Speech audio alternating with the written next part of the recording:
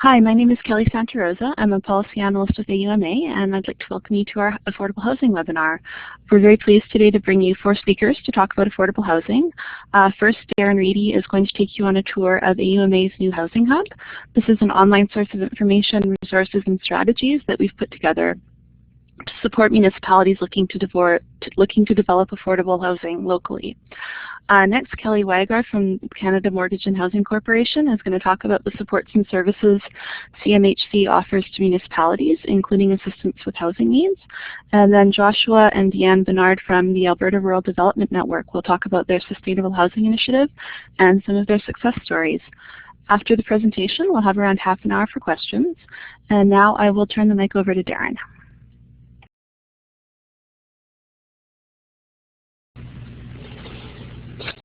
Thank you, Kelly.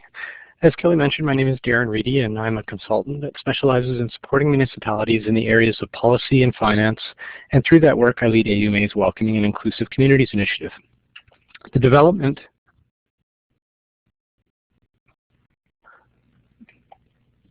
of AUMA's Housing Hub was inspired based on a growing number of municipalities that have been looking for information and resources to address issues of affordable housing. It was designed for both elected officials and administrators and is generally targeted towards small and mid-sized municipalities, since the major cities typically have dedicated organizations or departments that have expertise in housing. To guide today's presentation, I wanted to highlight why the AUMA chose the name of Housing Hub. While the hub focuses on issues of affordable housing, the AUMA recognizes that the term affordable housing can have different meanings to different people. Common social norms are trending to suggest that the term affordable housing is the same as social housing or government subsidized housing. However, in reality, the issue of whether housing is affordable is merely a reflection of a person's cost of housing in relation to their income. For instance, if your household income was $50,000 a year, but you have a mortgage of $500,000 or your rent is $1,800 per month, then you would not meet the criteria for having an affordable home. So the title Housing Hub captures the fact that housing affordability applies to all types of housing, and that there are actions that municipalities can take on both sides of the housing system to support affordability for those that need subsidized or non-market housing, and also support affordability for those that are in the market-based housing sector. With that in mind, let's move on to share what the Housing Hub offers. To access the Hub, go to the AUMA website at www.auma.ca and click on Advocacy Services in the top right side of the menu. Then select Programs and Initiatives.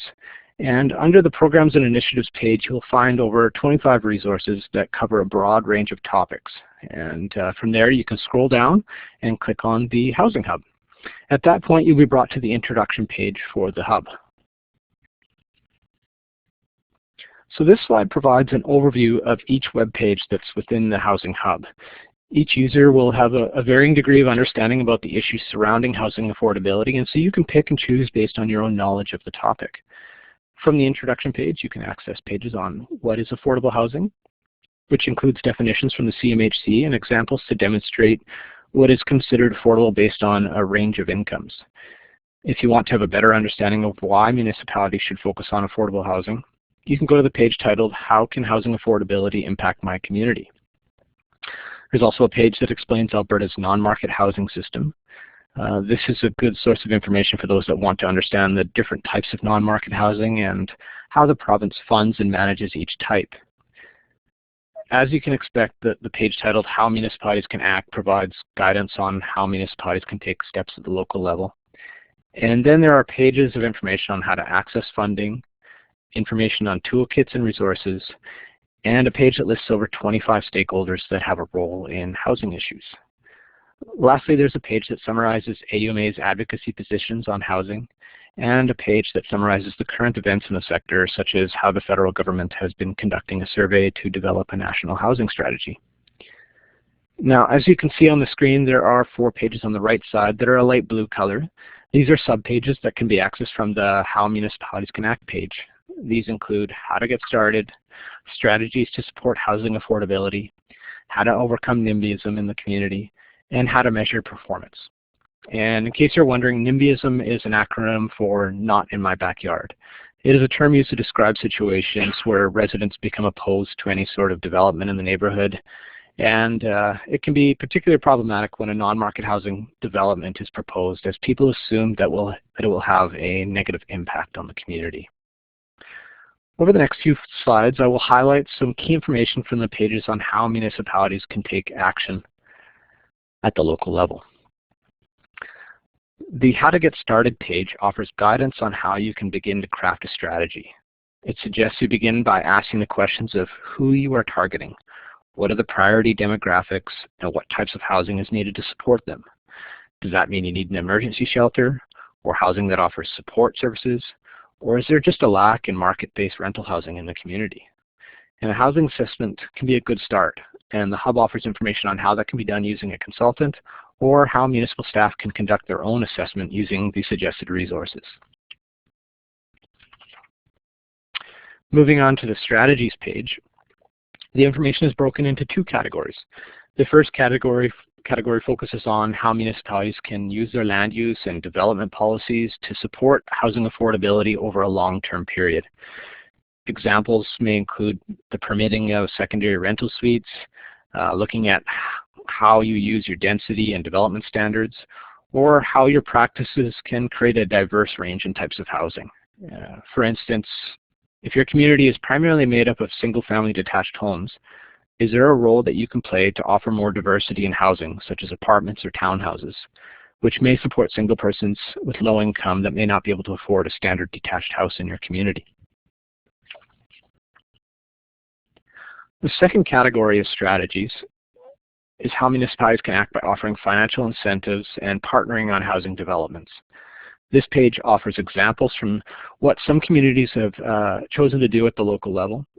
For instance, the City of Lacombe helped make a down payment on a housing facility for male youth that are homeless. In the town of Strathmore, low-income households can obtain a second mortgage from the municipality so that they can afford to purchase specific homes in the community. And the City of Cold Lake offered a grant to developers to increase the supply of rental housing in the community as a way to stabilize market rental prices. These are just a few of the examples that you're going to find on the Hub. Overall, the Housing Hub provides a broad range of information to support the learning needs of municipalities. At the end of the day, housing is an important issue to a community. A lack of affordable housing can have significant social impacts. People can be forced to make decisions that impact their health, and their instability of housing can lead to stress and challenges in maintaining social networks and even work opportunities. Children in these households have been shown to be vulnerable in these situations, which can lead to educational disadvantages and ultimately perpetuates the poverty cycle. We are also seeing issues where the cost of housing is impacting immigrants and refugees that come to Alberta's communities, which makes the integration process even more difficult for them. A lack of affordable housing can also impact the economic success of a community. Residents with high housing costs will have less discretionary money to spend on local businesses, and those businesses also may not be able to recruit workers to come to the community due to a lack of appropriate housing. Overall, there are lots of ways your municipality can address housing issues. I encourage you to scroll through the Housing Hub, which may inspire you to look at new ideas and approaches that you can take back to your local community and implement. Going forward, if there's information or examples that you think would improve the Housing Hub, we encourage you to contact our advocacy team. As well, if you have questions about the Housing Hub, please feel free to contact Kelly or I, and my contact information is on the screen. Thank you very much.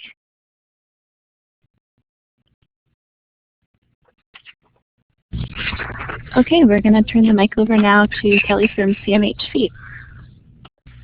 Thanks, Kelly, and thanks, Darren, for sort of setting the stage. My goal here today, and thanks for the invitation, is to talk a little bit about CMHC, our Affordable Housing Center, but also some of the resources and tools that are available. So I think of this as being just a quick sort of snippet, maybe to try to pique information or to try to pique your interest. And so it's not going to be a comprehensive, massive 3-hour deal, but hopefully just enough to be able to whet your whistle a bit.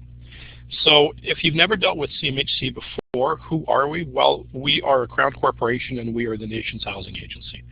And at our central core is we help Canadians meet their housing needs. So what does that mean in terms of affordable housing? Like Darren had mentioned, when we talk affordability, that's really a measure of the housing costs and the level of income that you make. And so what might be affordable to a orthodontist who's got a $2 million acreage out in Bragg Creek is not necessarily going to be affordable to your recent graduate coming out of school. And so the affordable housing exists across the housing continuum, just in different shapes and sizes. Now at CMHC, the interesting part is we help people across the entire spectrum. So we're lucky in Canada and here in Alberta that 85% of residents are able to get their needs met within the private market, whether that's home ownership or rental. But we do have programs there, and we're well known for our mortgage loan insurance program and securitization stuff. We do have an assisted housing group, which is where I fall, who helps that 15% of folks who aren't able to get their needs met in the market. And on the continuum that I've sort of laid out there, you know, typically what our assisted housing group will do will be more in the sort of the social housing, affordable rental housing type of range. My specific role is within the affordable housing group. We try to target that gap just between affordable rental housing and market rental housing. So we try by hook or by crook to get those units built that are sort of on the margins in between those two. So how do we do this? Well, one of the big ways on the affordable and assisted housing side is through financial assistance.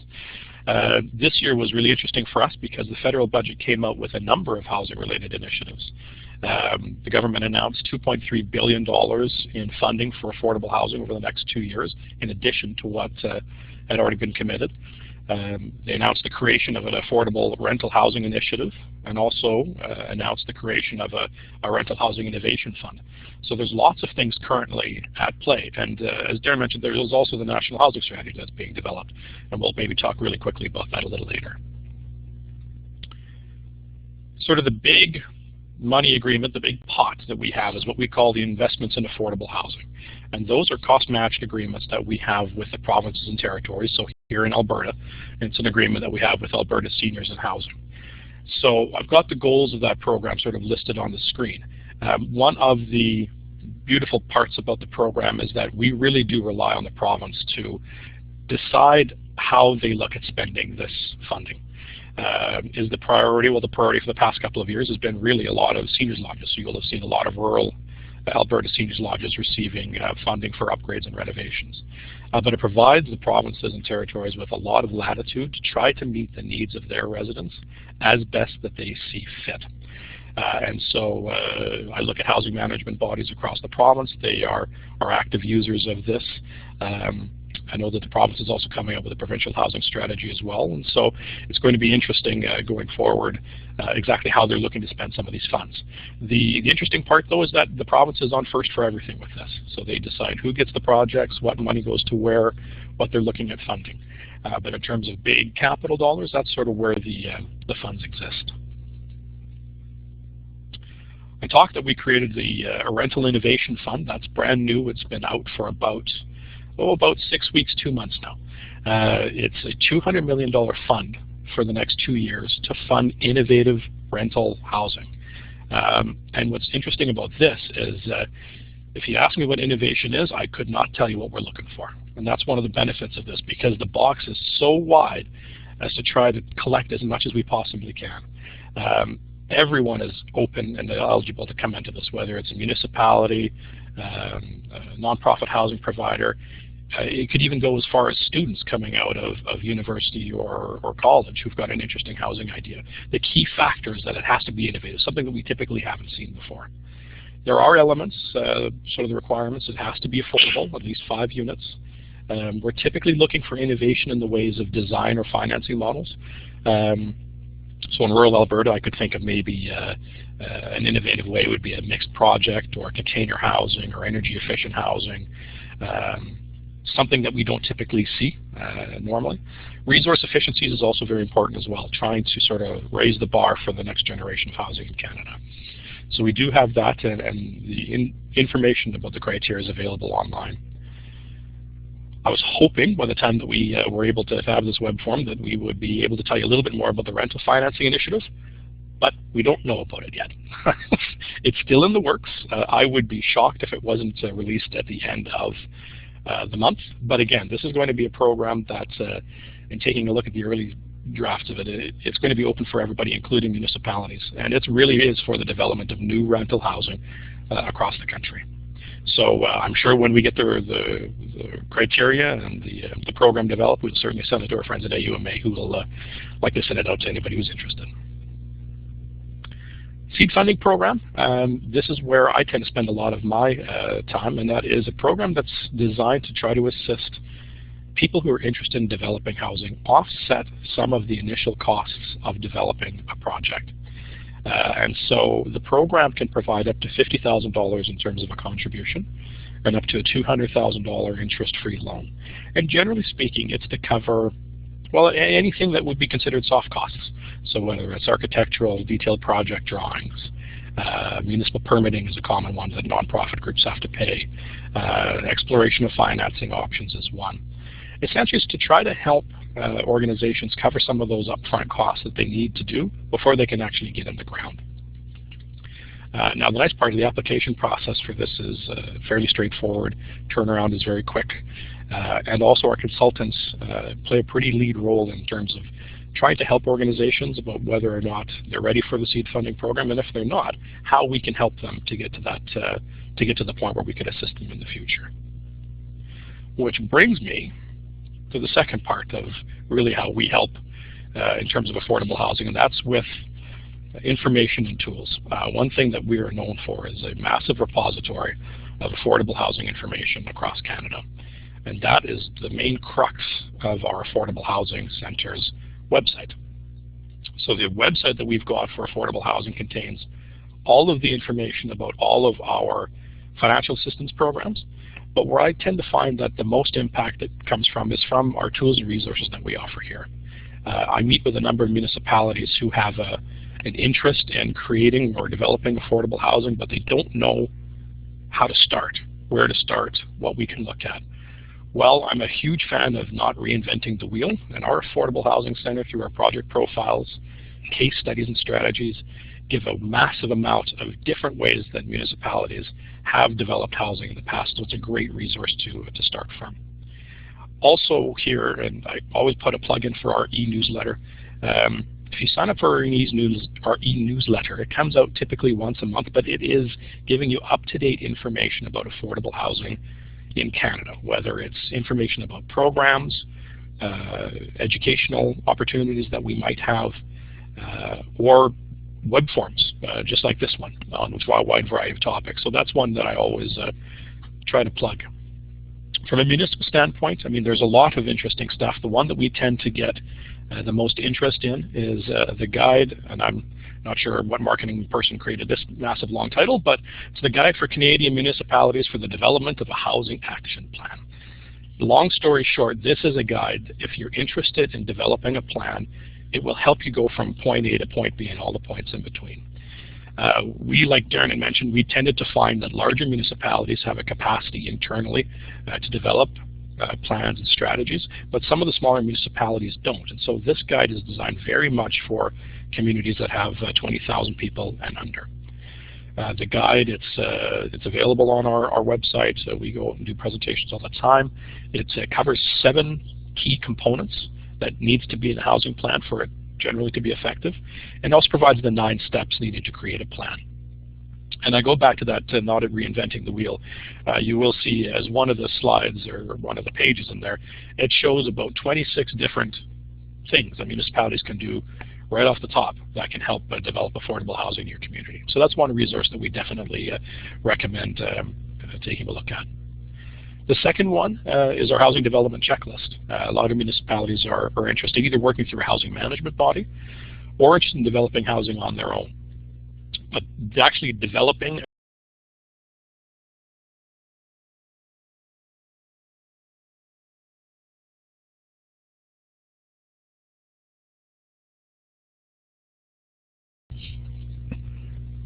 Can you guys hear me now? It sounds like we got a technical glitch. We're good?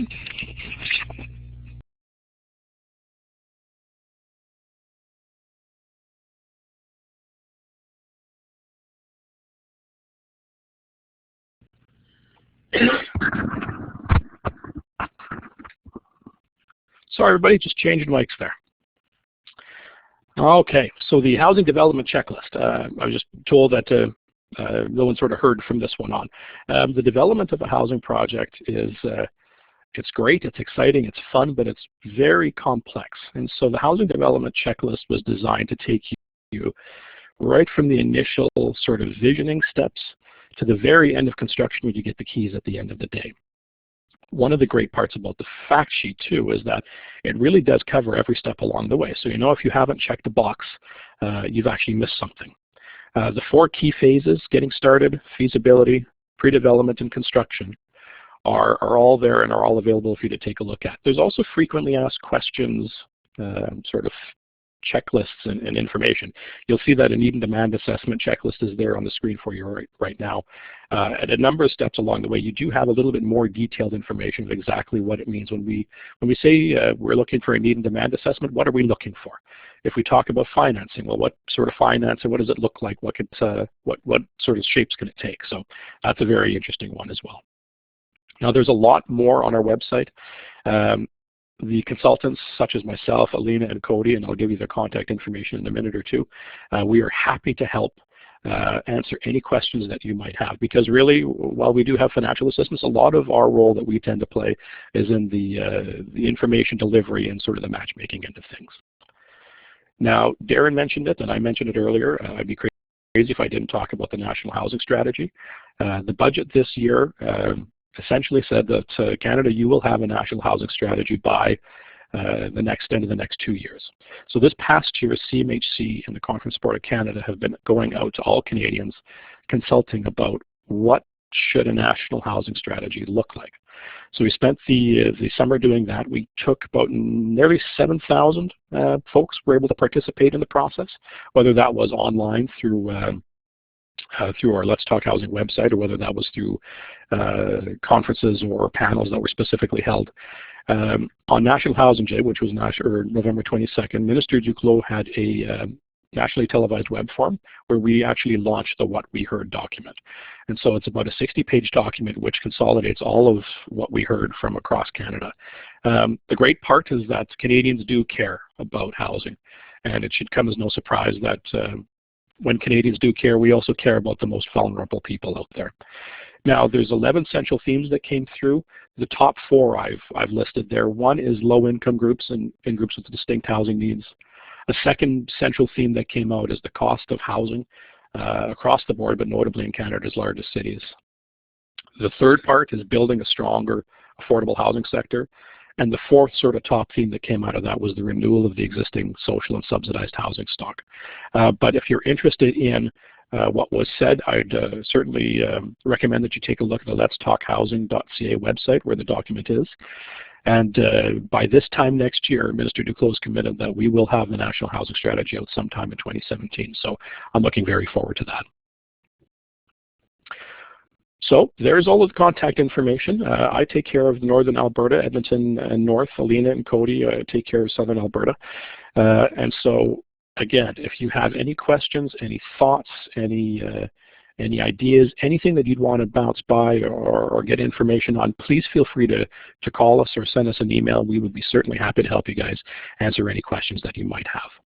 So that's it for me for this part. I look forward to answering any questions that you may have at the end, and I'm going to turn it over to Deanne and Darren.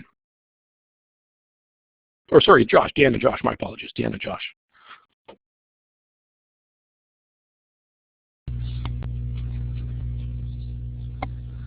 Okay, good morning, everyone. My name is Deanne Bernard, and I'm with the Alberta Rural Development Network.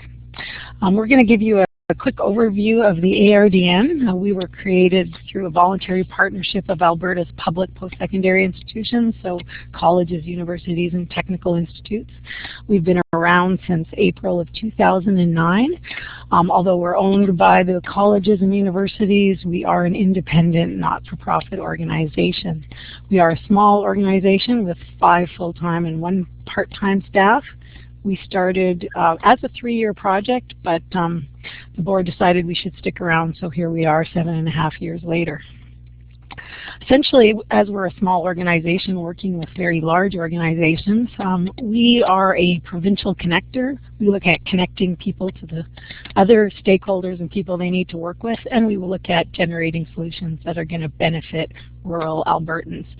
Essentially, we want to connect the post-secondary sector to each other, but more importantly to rural communities and rural Albertans so that rural Alberta can benefit from their expertise.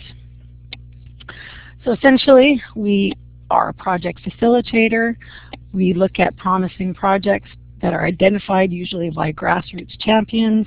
We help communities or community-based organizations build capacity, find resources, partners in funding, and help make sure that when solutions are found, they can actually be implemented. We want to make sure that good research and good projects and good work doesn't sit on a shelf, that it actually gets used by the people who can use it, and that models are created that other Alberta communities and organizations can benefit from.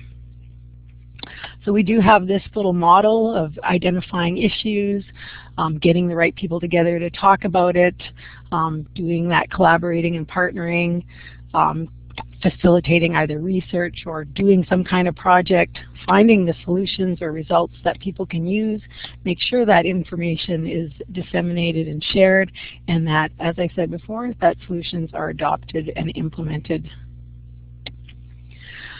So we initially started off, we were funded by the Rural Alberta Development Fund, so we had funding to give away, and we did all sorts of different kinds of projects in rural Alberta.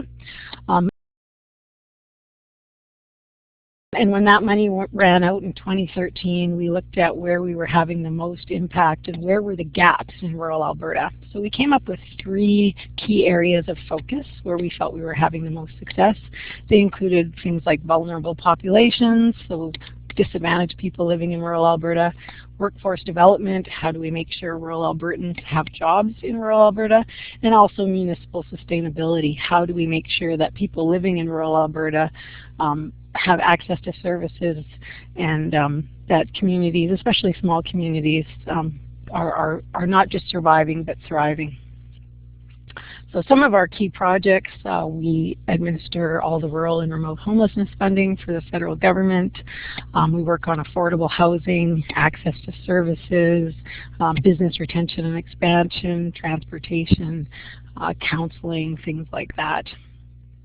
But today we're here to talk about the Sustainable Housing Initiative. We were wondering if affordable housing was an issue in rural Alberta, because that's what we were hearing. So almost 2 years ago, we put out a call for expressions of interest, and we had more than 35 communities saying, yes, we need affordable housing. That number has grown a lot since then. We found that it's for many different reasons, and it depends on the community. Often there are few rental accommodations available, or the ones that are there are too expensive for moderate income people. As we know, many rural Albertans work in very low paid but very important sectors, or they're seniors or youth, or they might be disabled. For whatever reason, they're key to rural Alberta, but they don't make a lot of money. We also see that especially smaller communities often lack the capacity to build a large housing project, and Kelly alluded to the fact that it's a very complex process to build a development. So that's an issue too. And also, when you want to work with a big builder, they're often in a large center and they can't affordably build a large project which is too far away from where they're based. So essentially, it's just a big challenge for rural communities to do rural housing or affordable housing. So we started this Sustainable Housing Initiative because we wanted to find those innovative solutions. Again, Kelly talked about that, for creating sustainable, affordable housing for rural Albertans, especially those with low incomes.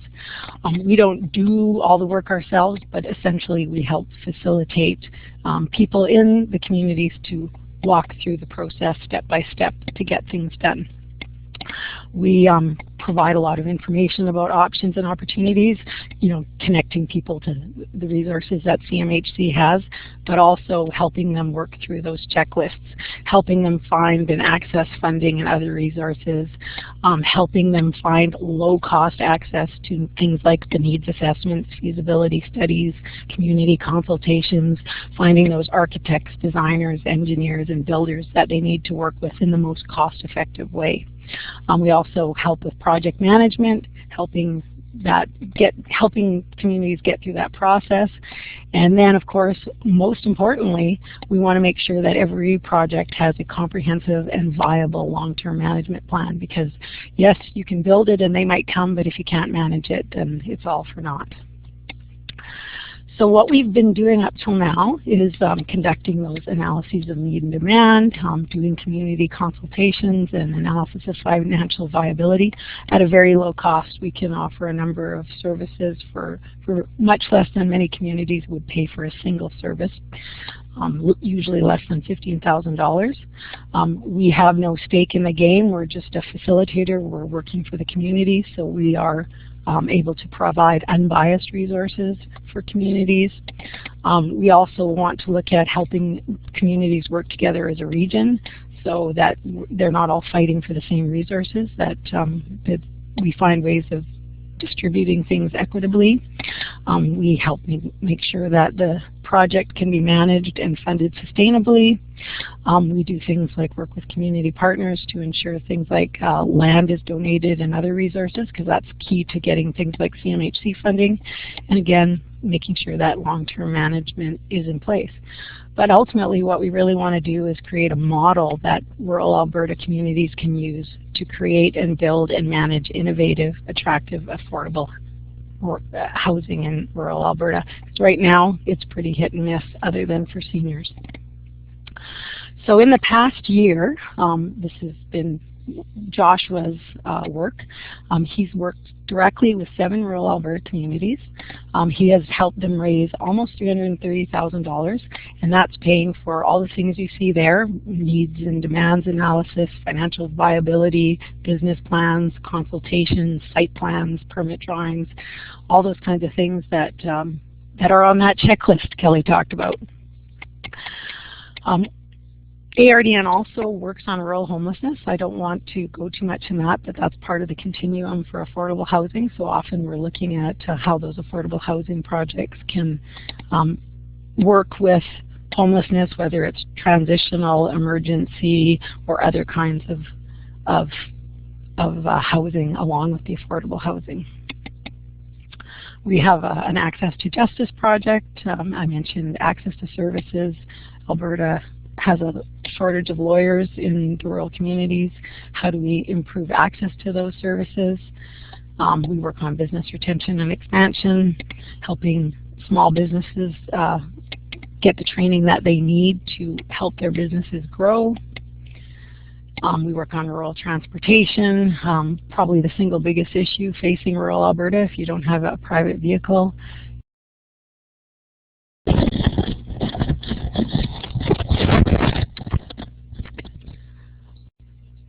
Okay, so am I on now? I understand we had technical difficulties. I'm not sure how far back I need to go, but I'll mention transportation, our transportation project, one of the biggest issues facing rural Alberta. No, I'm off again. Counseling for gamblers. Often rural Albertans lack access to services, so how can we get them the same services that they might get in an urban center, but in a cost-effective manner?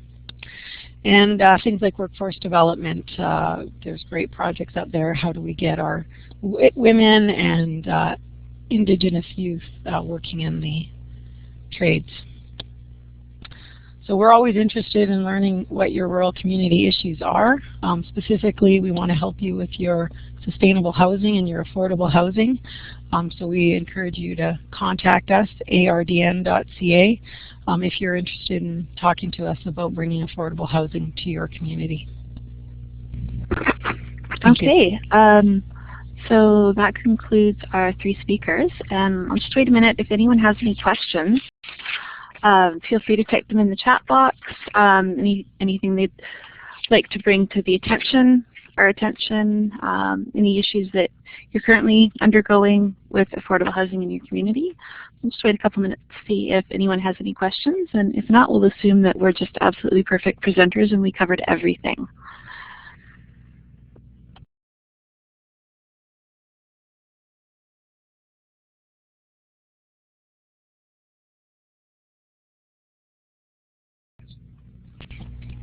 This is Deanne. I just thought I'd make one comment. Hi, this is Deanne. I thought I'd make one comment. One of the things we know is there's about $120 million available for affordable housing in Alberta. We want to make sure that rural Alberta gets its share, or at least put some of that money to build affordable housing in rural Alberta. So that's one of the things we're advocating for. We don't want to see that $120 million only spent in the 7 cities. We want to make sure that there are affordable housing projects also built in the rural communities. Okay, we have a question from Melody. Could we discuss what would be considered innovative? And Melody, I assume you mean in terms of funding programs when they talk about they're looking for innovative projects. If you could just let me know, is that what you're talking about? Like what would be considered innovative in terms of funding programs? Yes, perfect. Okay, we'll let Kelly answer that question for you. Melody, that is an excellent question, and I have an equally excellent answer that I could not tell you what is going to be considered innovative. Because when we talk innovation, we're talking about things that we haven't even seen yet. So likely if I tell you that we're looking for mixed market projects, well, we've seen mixed market projects before. If we talk about solar panels on an apartment building, well, we've seen solar panels before. So really what we're hoping for from the Innovation Fund is something that we haven't seen before. And that can be a little difficult when I'm going out and sort of trying to put at least a smoky box around it. While we may have seen innovative things in the past, such as net zero apartment buildings, different types of models, a lot of times where we do tend to see those, we tend to see them in major cities. So one thing that I could see as innovative would be one of the sort of the interesting net zero energy efficiency products in more of a rural setting. That could be something that we haven't seen very much in the past. One of the items which I've been hearing a lot, which is interesting, is alternate sort of financing structures. So instead of a grant, which is traditionally what many affordable housing groups tend to seek, well, maybe instead of a grant, maybe it is a 10-year interest-free mortgage, and at the end of 10 years, the organization refinances the property and pays us back. That's a different financing structure that we don't normally see, or it could be a combination of a number of different things.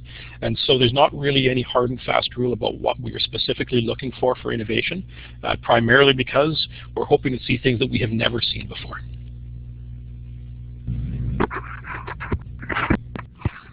Okay. So Melody says, what is difficult is I've seen excellent housing, such as Deer Meadows and Canrose, and it's the only one of its kind, but we have no mechanism to rebuild this success in other communities. Would anyone like to comment on that? Sure. Okay, Josh will address that. Joshua, sir? Yeah, it's definitely difficult. I mean, I've been doing this for about a year now, and full time, and I've seen how challenging it can be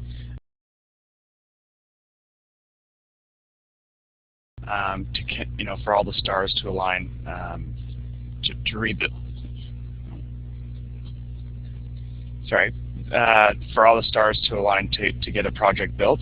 So what the ARDN is trying to do is help communities through that process, step by step, and really push the project, as much as we can, and look at all the different opportunities and look at how we can make it innovative and work with surrounding communities, work with CMHC, work with the government to help deliver, whether it's a typical project that's already been built or something that's new to rural.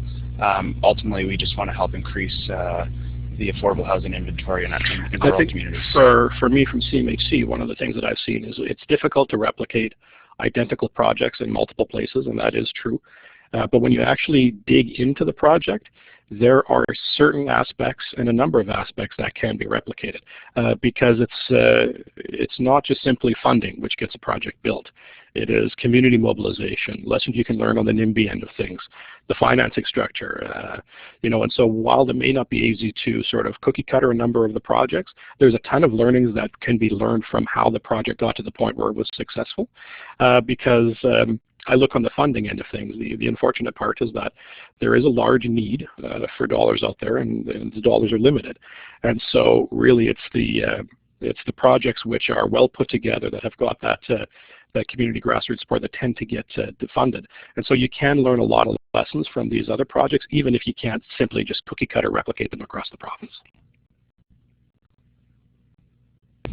All right, thanks for the comments, Josh and Kelly. If anyone has any other questions, just type them into the chat box. We still have about 15 minutes to go, so we'll just hang on there and see if anyone else has any questions or comments.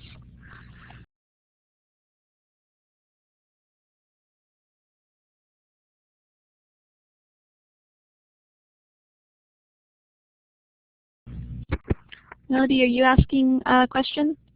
Yes. Okay. Any thoughts on thanks. Any thoughts on the restriction on municipalities that we can only requisition for a lodge? This hampers innovation since we can't fund other types of seniors housing. Let me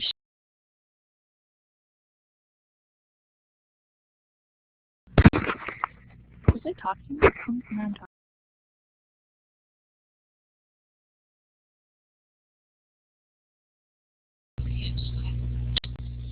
Yeah. So can you hear now? Or can you hear me? Okay. There has been it's definitely been a challenge. When the ARDN first started this project, we thought, oh great, there's housing management bodies in each local community or region. We can help kind of facilitate the process, and ultimately they'll end up owning or managing it. And they have the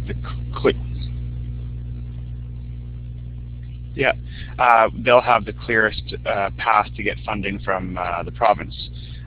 But what we found is there's a number of management bodies that don't want to take on other types of affordable housing unless it's for seniors, which is because of the perceived risk, which may or may not be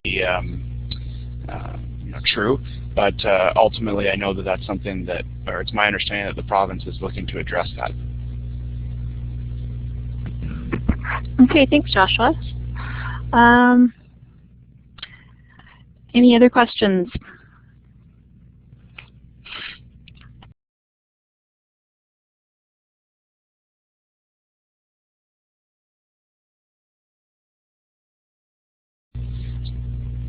Sorry, just one last note on the management bodies. One of the things that we've looked at doing is actually working with management bodies that are in other areas that are willing to take on affordable housing that's not specifically for seniors.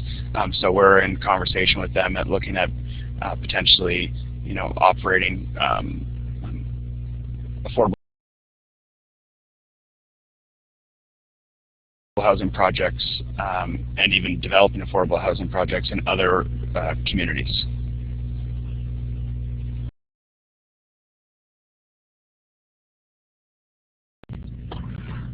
All right.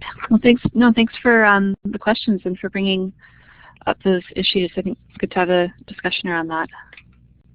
So we'll just wait a couple more minutes to see if anyone else wants to ask a question or comment.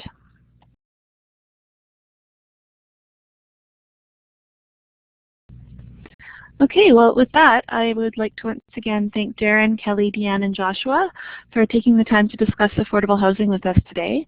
I'd also like to thank all of you for your participation. This slide just shows a couple of upcoming events that we'll be hosting. We're going to have a municipal planning webinar. The date's to be confirmed, but you can just check back at auma.ca/events. There'll be links as the date is determined and links to registration and all that. And then, of course, we have our Spring Mayor's Caucus coming up March 7th to 8th, and our Summer Mayor's Caucus June 13th to 15th. So mark that down in your calendars. And we look forward to engaging with you again. Have a great day. Bye.